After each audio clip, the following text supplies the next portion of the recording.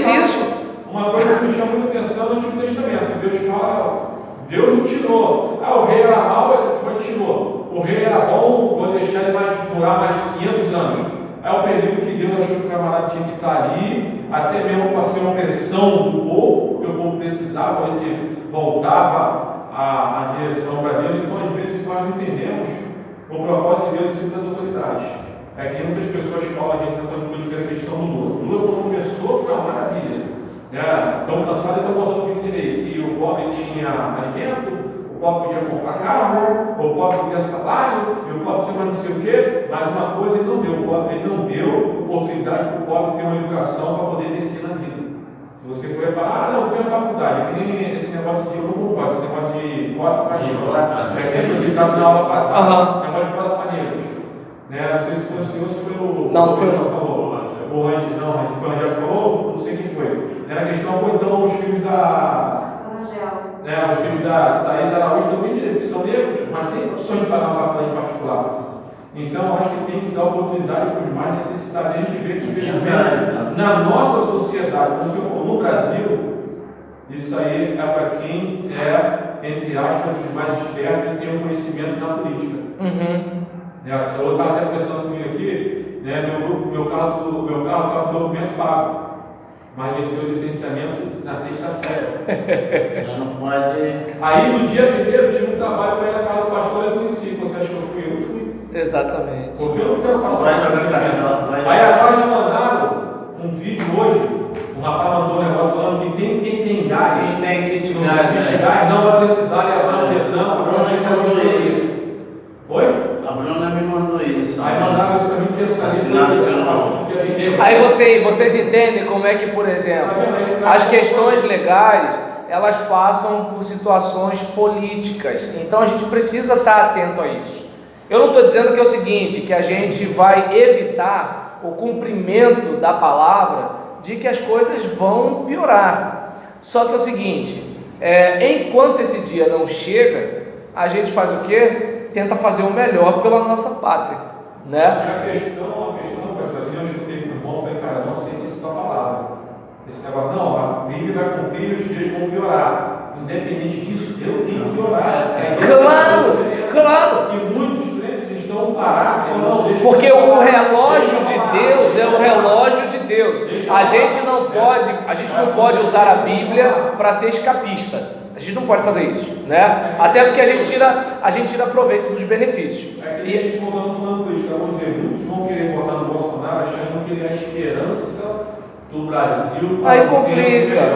Vota porque você acredita, vota pela consciência, mas não vota como se estivesse votando no Messias, porque a gente já viu esse filme. Mas a questão não é, por exemplo, ele está ali, ele não manda, por exemplo, as pessoas não sabem disso. Quando vota num vereador, vota num deputado federal, são eles que criam essas leis. Exatamente. Não é o presidente. Exatamente. Às vezes ele pode até vetar, mas se for para o Senado, às vezes ele vai rabiscar com raiva. Exatamente. Mas ele tem que cumprir aquele mandato, porque foi o Senado que autorizou. Exatamente. É que nem eu não sei por que fizeram isso agora. Você vai ter que votar para cabeça senadores. Eu não vou saber votar nisso. Você tem que votar para as leis, gente. Porque ele botar uma lei, não sei se vai ter mais senadores lá na bancada, porque é mais dinheiro. Não, o país é rico, Aí, não, o país é rico mesmo. Aí, gente, vamos tentar logo antes que a gente tenha o aniversário da Janete. Olha só, em relação. Vamos lá, olha aqui. Versículo 2. Portanto, aquele que se rebela contra a autoridade está se colocando contra o que Deus instituiu. E aqueles que assim procedem trazem condenação sobre si mesmos, né? Então, aí talvez alguém diga, mas nós vivemos numa democracia.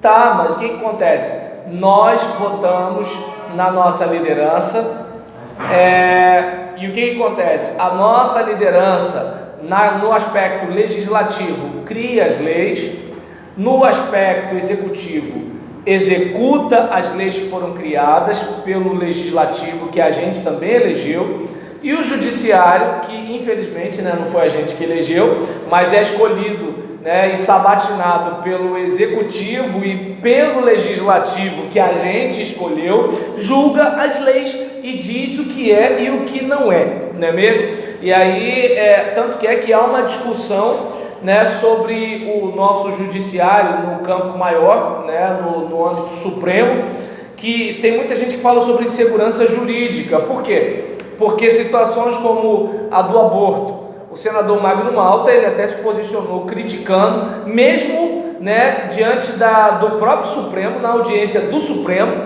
Eu até brinquei com a minha esposa dizendo que, esse cara foi macho, né, porque assim, esqueci, hoje em dia não pode dizer mais que o homem é macho não, né, porque, né, então, porque já sei lá, tá complicado o negócio.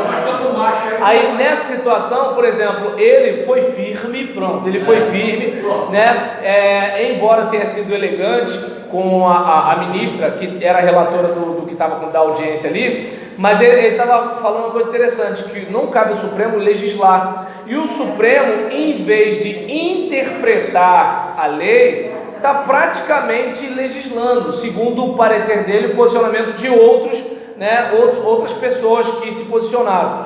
E aí a gente olha para a situação e vê que tudo isso está relacionado ao quê?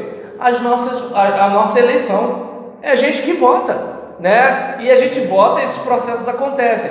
Então, a gente está numa situação mais privilegiada do que os cristãos do contexto do apóstolo. Porque os cristãos do contexto do apóstolo não podiam escolher nada. A gente não. A gente está escolhendo, né? E aí, diante disso, está dizendo no versículo 3, né? Os governantes não devem ser temidos, a não ser pelos que praticam o mal. Vamos lá, tudo bem, eu sei que há muita maldade e há muito mau uso de autoridade, mas quando, por exemplo, eu estou passando por uma blitz, claro que, obviamente, eu tenho receio de ser confundido com um marginal, eu tenho o receio, né, de repente um policial desesperado, né, ter uma atitude inadequada. Estou eu com a minha esposa, estou eu com o meu bebê, eu sei que isso pode acontecer, eu sei que está arriscado de repente, numa falsa blitz, alguém cismar, né, que eu sou um policial. Se de repente eu tiver, graças a Deus eu não ando igual o Jefferson, né, de cabelo bem cortadinho, bem sempre barbeado, né, igual o Carlos, que está sempre barbeado, cabelo cortadinho, né, então assim, eu de vez em quando ando largado, mas vai que de repente é uma segunda-feira, né, domingo geralmente eu estou ajeitadinho, então na segunda estou eu barbeado, cabelo cortado, aí uma falsa blitz, alguém pensa alguma coisa. Eu sei disso tudo, mas eu não ando preocupado. Por quê? Porque eu não estou plantando maldade, eu faço de tudo para andar direito. Então eu pago isso, pago aquilo, declaração de imposto de renda eu pago atrasado, pago com multa, mas pago, a luz eu pago, com aviso de corte, mas pago, né? Então o IPVA eu pago, quando a Blitz me para e leva meu carro, eu pago reboque, eu pago depósito, não pago propina, eu pago o que eu tenho que pagar. Então nessa situação eu não chego a ter temor da autoridade. E eu sei que se porventura alguém fizer uma revirada, igual o governo fez alguns anos atrás, quando segurou o dinheiro do pessoal no banco, não sei quantos lembram dessa época, né? Então a caça era a caça aos marajás, mas pegou o dinheiro da poupança do pessoal. E aí nesse negócio, né, eu sei que isso pode acontecer, o governo pode mudar, um monte de coisa pode acontecer em relação às igrejas, as leis podem mudar, mas lembra, bem sei que tudo pode, e nenhum dos teus planos pode ser frustrado. Eu confio no Senhor. Se a minha confiança está no Senhor, a quem temerei, de quem me recearei? Por isso que a gente, por exemplo, pode de repente estar numa igreja, né, lá no pico do morro, e de repente a gente possa ter a vida da gente ameaçada por algum criminoso, mas a gente sabe que acima da cabeça daquele criminoso e abaixo dos pés dele está o poder de Deus. A gente sabe que é Deus quem estabelece os reis e os faz cair. A gente sabe que o camarada que está lá com a caneta do executivo, Deus é maior do que ele. A gente sabe que o camarada que está lá presidindo o Supremo, Deus é maior do que ele. A gente sabe que o cara que é presidente da Câmara dos Vereadores, Deus é maior do que ele, e a gente precisa confiar nisso. O problema é que a gente fica botando a esperança em homem. E detalhe, gente, homem, e diz a Bíblia, né, que não confieis nos príncipes, porque eles morrem, todos os seus planos vão embora. Um dia, né, Tancredo Neves era esperança, morreu. Presidente Kennedy era esperança, morreu. Né? Então a gente verifica que às vezes, eu lembro todo mundo ia votar no Eduardo Campos, lembra que a Marina era vice dele? Todo mundo estava animado, de repente, do nada, o cara morre, né? Um acidente de avião, né? E aí você olha para as situações e verifica, gente, quem não morre? Deus não morre, Deus está vivo, né? O Império Romano perseguiu a igreja. O que aconteceu? Chegou uma hora que o Império Romano caiu e a igreja está aí até hoje. O comunismo perseguiu a igreja na Rússia. Cadê o comunismo russo? Quer dizer, comunismo, só aqui no Brasil que o pessoal tem esperança com o comunismo. O comunismo está caindo em tudo quanto é canto. E aí o que acontece? Cadê o comunismo da Rússia? Caiu, e a igreja continua. Então a gente verifica que, olha só, o Império Romano, o comunismo, um monte de coisa se levanta, e a igreja está sempre sobrevivendo. E eu acredito, hoje a pós-modernidade está aí, parece que a igreja vai afundar. Mas o que vai acontecer? A igreja vai prevalecer. E isso não é na caneta, isso é no sangue de Jesus. Desculpa, porque eu sei que a aula não é uma aula de teologia, mas a gente está falando sobre o quê? Sobre a igreja política, a igreja e o governo, a igreja e as leis, né? E aí, desculpa, gente, eu sei que a gente tem que correr, eu prometi acabar mais cedo e não acabei, né? Pode ir, então tá legal. Aí nesse caso, né, a gente, por exemplo, observa aqui, né, que se você não pratica o mal, por que você vai ter medo da autoridade? A gente sabe que existe o autoritarismo, a gente sabe disso. A gente sabe que de repente você pode ser um camarada 100% e o seu pastor jogar para o pessoal que tem dinheiro na igreja. A gente sabe que isso pode acontecer, mas Deus vai pegar tanto o seu pastor quanto o pessoal endinheirado da igreja. Com Deus não se brinca, gente. De Deus não se zomba. É claro, o pastor que se mete com um membro endinheirado, ele vai cortar um dobrado na igreja sim, mas uma hora Deus vai honrar esse pastor. E pastor que se vende, tudo bem, ele está bem ali na igreja, por enquanto, mas uma hora Deus vai pegar ele. E crente que compra pastor, Deus vai deixando, mas a uma hora o machado está posto à raiz, vai chegar uma hora que o bicho vai pegar. Desculpa, gente, eu não estou querendo fazer terror, não estou querendo botar medo em ninguém, está dando para entender? Mas é o seguinte, esse pessoal que usa o nome de Deus para fazer novo convertido desistir da igreja, para trazer escândalo para o evangelho, para fazer gente falar mal do povo de Deus e da obra de Deus, eu não estou falando de pecado não, irmão. Um pastor pode cair em pecado, um irmão pode cair em pecado. Eu estou falando aqui de maquiavelismo. Não sei se está dando para perceber a diferença. De repente o camarada ele tem um histórico com bebida, e aí ele, tropeçou, pode acontecer. O camarada de repente não está bem no casamento, rolou uma insinuação, pode acontecer. Está entendendo? De repente o tesoureiro da igreja ele está no aperto e viu a oferta da campanha, né, para botar a laje na igreja, a mão coçou, pode acontecer. O que eu estou falando não é disso. Eu estou falando de uma situação repetida, de uma mente cauterizada, e de quando o indivíduo às vezes é chamado para conversar, ele fala o quê? Não se mete comigo não. Está dando para perceber o que eu estou dizendo? A gente tem que ter misericórdia com os irmãos que pecam, os que usam o dinheiro para manipular os outros, os que usam o público para manipular os outros. A gente tem que ter amor por essas pessoas, mas agora a gente precisa sempre lembrar, Deus está vendo. Então, assim como acontece com a autoridade eclesiástica, acontece com a autoridade em casa. A Bíblia fala o quê? Quando Maria vai repreender Jesus, porque ele está lá em Jerusalém, meu filho, você não está vendo que a gente ficou preocupado contigo, rapaz? Ué, mas vocês não sabem que eu tenho que resolver as coisas do meu pai? Ele deu um catuque aí, né? Mas a Bíblia diz que ele voltou com os pais e lhes era submisso. Olha só, o Jesus que a gente serve obedeceu pai e mãe. O Jesus que a gente serve respeitou a autoridade de Pilatos. E o crente meia boca, está dando para entender, que diz que faz tudo por Jesus e não faz, que diz que abre mão dos sonhos e não abre, que diz que não importa onde for, seguirá o Senhor, mas falta culto, está entendendo? Que diz que vai entregar tudo entregarei, e não é dizimista, com todo respeito a quem não é dizimista, por favor, está entendendo? Então acontece, o crente que faz isso tudo, é ele que não vai respeitar a autoridade? Jesus, que era perfeito, respeitou a autoridade de Maria, que era imperfeita. Ele respeitou a autoridade de Pilatos, né? Desculpa dizer isso, né? Porque era uma figura de autoridade, mas foi uma autoridade que fez mau uso dela, foi um covarde, né? Então a gente olha para uma situação dessa e assim, se eu sou seguidor de Jesus, gente, pelo amor de Deus, né? E aí o texto está dizendo o quê? Se você está fazendo bem, você não deve ter medo. E qual é a diferença da gente? A gente pode se posicionar contra uma figura de autoridade dentro dos mecanismos corretos. A gente pode ligar, né, para uma corregedoria, a gente pode, por exemplo, questionar uma lei, a gente pode fazer uma petição, a gente pode fazer um abaixo-assinado e mandar para o Congresso, a gente pode fazer uma assinatura virtual, lei da ficha limpa é um exemplo, as 10 medidas contra a corrupção. Então, ou seja, a gente tem mecanismos, existe o impeachment, a gente tem coisas que o apóstolo Paulo não tinha.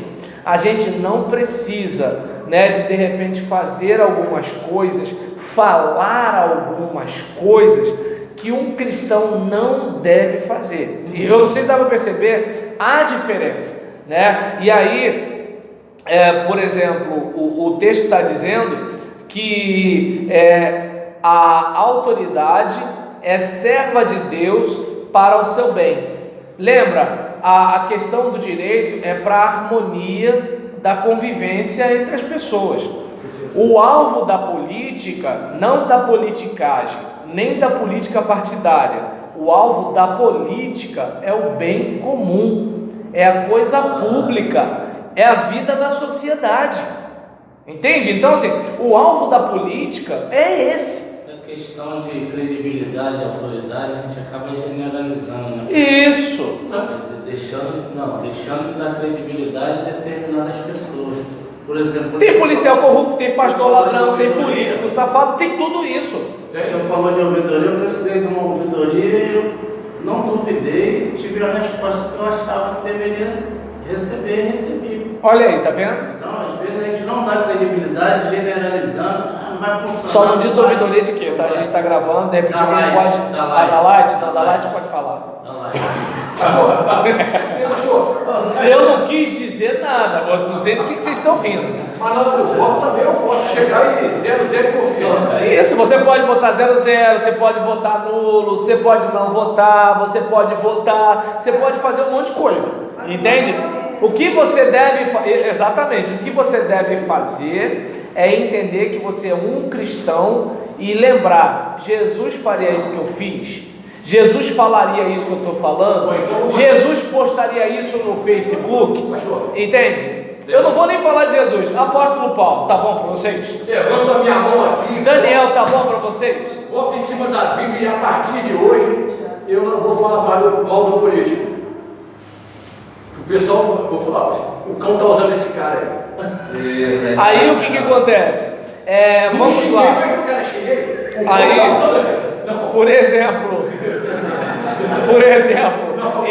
só não diz que sou eu que estou dizendo para você fazer isso. Não, eu aprendi com o senhor. Aí, olha só. Aí, então tá bom, como é a sua interpretação?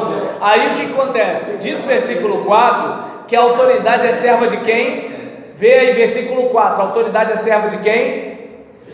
Tá bom, eu digo para vocês, por a gente ganhar tempo, a autoridade é serva de Deus, para o seu bem, lembra, bem comum. Mas se você praticar o mal, tenha medo, pois ela não porta a espada sem motivo. Hoje, o cristão vai dizer um monte de coisa sobre pena de morte, mas na época de Paulo, quando fala que a autoridade usa espada, vocês acham que é para quê? Acho que está claro, né? Eles botavam o cara preso junto com o cadáver, face a face, amarrado, e ficava ali até ele morrer. Aí viu? Olha o seminarista aí fazendo uso do Novo Testamento. Tá vendo? O camarada da pesquisa, viu? O cara com aquela coisa ali, cara ali, amarrado. E vamos pensar que não é nem só o mau cheiro, né? As bactérias, a contaminação, a doença. Mas tá que pontiaguda.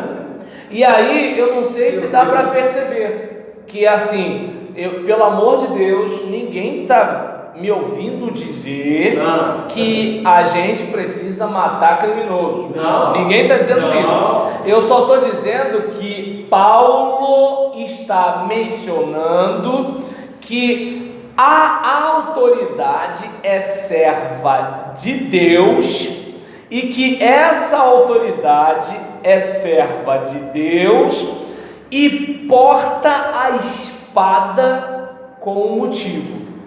Espada para quê? O motivo a gente sabe que é contra o mal, contra o crime. Claro que a gente sabe que há injustiças, e na época de Paulo havia injustiça, inclusive a perseguição injustificável contra os cristãos. Mas ainda assim, Paulo não desqualifica a autoridade. Ele não desqualifica.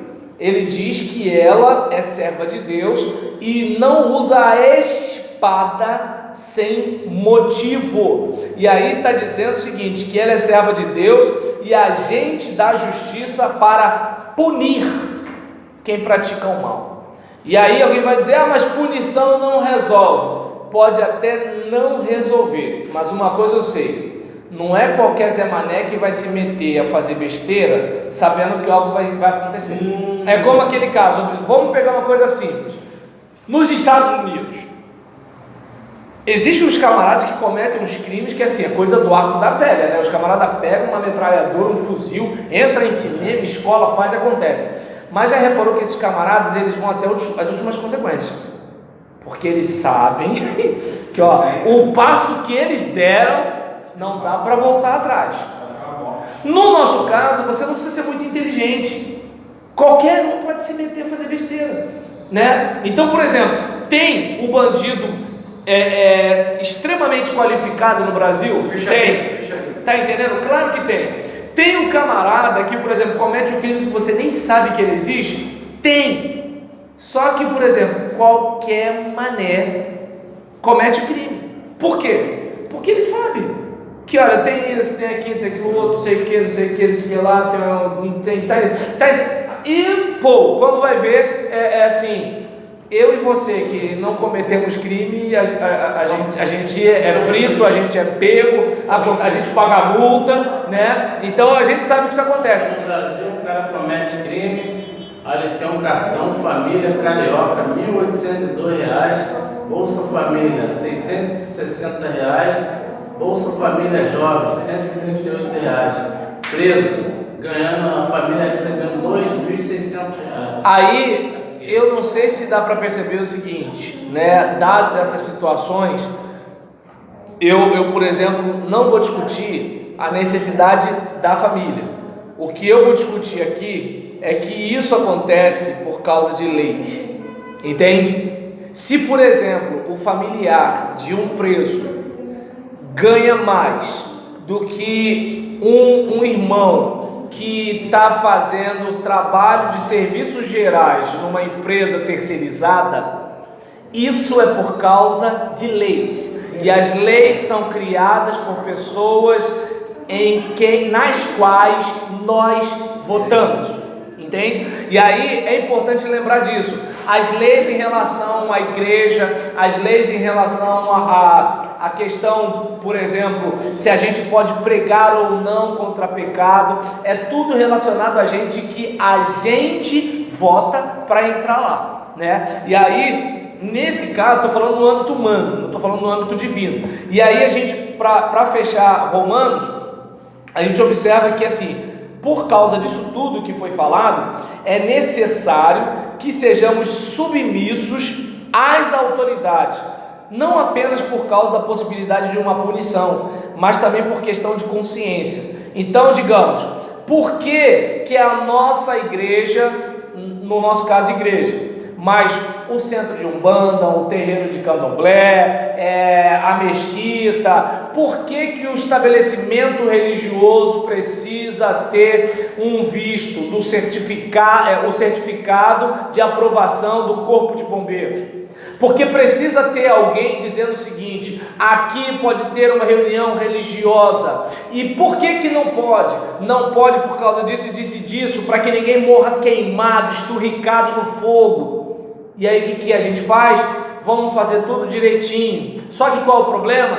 Qualquer um aqui que tenta ir para resolver essa situação sabe a dificuldade que é. Na hora do incêndio, aí é cada um jogando batata quente para cada um, né? Mas agora, eu pelo menos observo o seguinte: uma igreja séria que quer ter certificado de bombeiros, uma igreja séria que quer ter alvará da prefeitura, Deus sabe a luta que é, a dificuldade que é. Não era para uma igreja procurar advogado para resolver esse negócio, não era para ter algumas situações que quando acontece o sinistro, aí você vê que a justiça chama o quê? Chama a gente dos bombeiros, chama a gente da prefeitura, chama o dono do estabelecimento. Por causa de quê? Porque um colega meu, eu não sei de quem é a frase, mas ele é advogado e contador, e ele citou uma frase que eu guardo até hoje: o sistema cria dificuldades para quê? Para vender facilidade. Esse é o problema. Entendeu? E aí, só que esse é o mundo que a gente vive, e a gente tem que fazer de tudo. Só um instantinho, porque senão a gente não termina Romanos 13. E aguarda aí que você vai falar. Em relação a isso, né, é importante a gente fazer o certo por causa de consciência. É uma dificuldade, gente, para conseguir deixar a igreja legal, mas vamos tentar. É uma dificuldade você agir direito como pastor, mas vamos tentar. Vai ter gente que vai querer te comprar, vai ter gente que é o seguinte: pastor, se você fizesse bonitinho, vai ter presente caro para sua esposa. Se você fizesse bonitinho, vai ter um carro novo no ano que vem. Se você fizesse bonitinho, vai ter não sei o que, não sei o que lá. Porque as pessoas às vezes acham que o único pastor que é o pastor que é seduzido pelo dinheiro é o pastor de repente uma igreja neopentecostal, que ele fundou a igreja, né? E ele vende artigos de fé. Ó, vem para cá, dá tanto que você vai ser curado. Mas o pastor de uma igreja tradicional, coitado, esse também, ele pode ser seduzido por mamon, por causa de quê? De repente alguém chegar e oferecer para ele, não diretamente, porque isso é corrupção, né, gente? Não diretamente, mas é o seguinte: ó, cola comigo que você vai ter um ministério longo, né? Eu espero que isso não aconteça no ministério de vocês, né? Porque não acontece na minha cidade, nem acontece na cidade do Rio de Janeiro, mas em Nárnia, né? No país de Nárnia, isso acontece nas igrejas evangélicas. E aí a gente precisa o quê? Não, olha só, eu vou fazer as coisas não por causa da punição, vou fazer por causa da consciência. Eu vou fazer porque é certo. Lembra quando, por exemplo, eu falei semana passada que até parecia que eu estava defendendo os homoafetivos e não estava. Eu só estava dizendo que assim, eu posso não ter esse problema, mas eu tenho outros. E por que eu digo não para a minha carne? Eu digo não para a minha carne não por causa do inferno, mas por causa da consciência. Eu tento ser um bom pastor, não é porque Deus vai me punir, mas é por causa da consciência. Nós temos um novo coração, a nossa justiça precisa exceder dos escribas e fariseus. Um crente deve tratar amorosamente o seu pastor, não é porque se eu tratar bem meu pastor, ele me bota para cantar domingo à noite. Se eu tratar bem o meu pastor, ele vai me dar um cargo de liderança. Se eu tratar bem o meu pastor, ele vai só me botar para cima, vai me botar nas melhores funções. Não, eu vou tratar bem o meu pastor porque a Bíblia fala que eu tenho que amar o meu próximo como a mim mesmo. Então eu vou amar o meu pastor como eu gostaria que alguém me amasse. Era para ser assim, gente. Não, mas o pastor fez aquilo que eu não gostei, eu não vou tratar ele bem não, porque ele não merece. Gente, nunca foi entre você e ele, foi entre você e Deus. Deus não merece que você trate bem o seu pastor, Deus não merece que você ame o inimigo, Deus não merece que você ore pelas autoridades, Deus não merece que você obedeça os seus pais. Meu pai é um cachaceiro, mas é seu pai, a Bíblia falou para obedecer, entende? Minha esposa é uma muquirana. Eu nunca vi no dicionário que é muquirana, se é algum palavrão, perdão, tá, gente? Minha esposa é uma muquirana, não é não, cara? Minha esposa é uma muquirana. Mas olha só, a Bíblia fala: amai vossas mulheres como Cristo amou a igreja. Então eu não sei se dá para perceber, eu faço por consciência, por amor a Deus, não é porque as pessoas merecem. Deus não me abençoou porque eu mereço. Gente, Deus me promove de uma tal forma, né? Deus me abençoa aqui, me abençoa ali, me honra aqui, me honra ali. Às vezes tem culto que eu prego e eu falo assim: Senhor, Como é que essa pessoa se decidiu? Eu nem orei direito. Entende? Sabe, Senhor, como é que o Senhor me abençoa nisso aqui? Eu nem estudei direito. Deus me abençoou. Mas minha esposa fala assim: tu não estudou direito não, né, Robin? Tá dando para entender? Então eu não sei se dá para perceber. Gente, quantas vezes Deus me promove e eu sei que eu não merecia. Entende? Às vezes Deus me coloca em uma mesa redonda, só mestre, doutor, fulano e tal. Então eu, um bacharelzinho ali, pós-graduado mais ou menos, Deus abençoou, a gente foi fazendo, né, um puxadinho da teologia que eu fiz. Então o que acontece? E às vezes eu olho para mim e falo assim: meu Deus, eu não mereço. E por que o meu pastor, ele merece o meu tratamento? Por que fulano merece o meu tratamento? Não, eu vou fazer por causa da minha consciência. É isso que eu vou fazer, né? E aí o texto vai dizendo, né, versículo 6, é por isso tudo que a gente já falou, também que vocês pagam imposto, pois as autoridades estão a serviço de Deus, sempre dedicadas a esse trabalho. Aí é claro, talvez alguém dê uma gargalhada diante disso, mas aí lá no céu, quem aqui chegar, né, porque tem isso também, né? Se alguém chegar, né, chegando lá, fala assim: eu quero conversar com um tal de Paulo. Paulo, me diz um negócio. Você entendeu bem o que Deus disse para você? Porque você está falando aqui que as autoridades são dedicadas. E eu estou no estado que a gente fica no corredor esperando atendimento médico. Eu moro num país que as autoridades que criam leis, elas mesmas têm plano de saúde e seus filhos têm escola particular, né? Enquanto a gente tem esse serviço público indecente. Como é que elas são dedicadas, né, por exemplo, a esse trabalho, né? E aí você pode chegar e bater esse papo com ele. Eu acho que a gente vai ter mais o que fazer, mas chega lá, você bate esse papo com ele. Mas pode não ser, mas deveria ser. E bem-aventurados aquele que tem fome e sede de justiça. Vou falar uma coisa aqui que talvez alguém possa até me criticar nesse aspecto. Eu não vou ficar aqui falando mal da autoridade presidente da República, mas eu fico impressionado quando eu vejo uma bancada chamada evangélica, que ela, espero que vocês não me entendam como incoerente aqui, eu fico impressionado quando eu vejo uma bancada evangélica que é contrária à investigação de um presidente da República. Quando vem um monte de assuntos à baila, inclusive mala de dinheiro para lá e para cá, né? E aí parlamentares evangélicos entendem que é melhor esperar o mandato terminar para depois investigar. E aí eu olho para uma situação dessa e eu fico perguntando até que ponto a gente tem fome e sede de justiça. E aí vem aquilo que eu falei na semana passada. Pô, legal. É um pessoal que vota contra o casamento de homossexual. Tá, mas e aí? Né? E aí? E isso daí, como é que fica?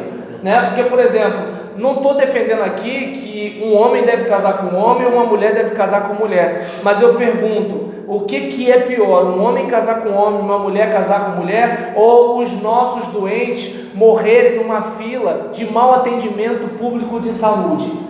Porque o homem casar com homem, a mulher casar com mulher, é um problema do homem com homem e da mulher com mulher. Agora, o meu pai, o seu pai, o meu filho, o seu filho, na fila do hospital, né, para transferência, para transplante de órgão, para transferência de hospital, quando um faz acordo